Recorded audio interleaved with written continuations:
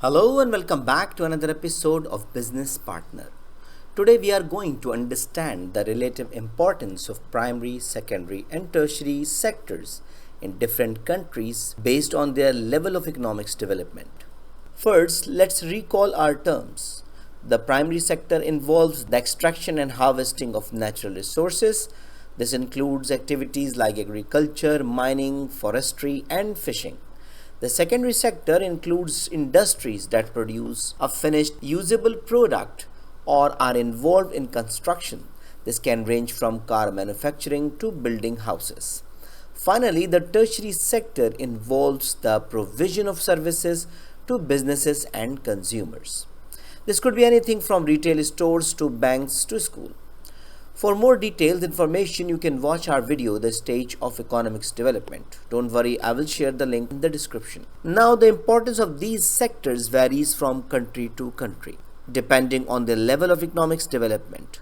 For instance, in developing countries like India and Kenya, the primary sectors plays a significant role. A large portion of the population is involved in agriculture and other primary activities, contributing significantly to the country's GDP and employment. On the other hand, in developed countries like the USA and Germany, the secondary and tertiary sectors dominate. These countries have moved beyond primary activities and have a strong focus on manufacturing and services. These sectors contribute significantly to their GDP and employment. To compare the importance of these sectors, we can look at their contribution to the gross domestic product called GDP and employment. The formula for calculating the contribution of sector to GDP is on your screen.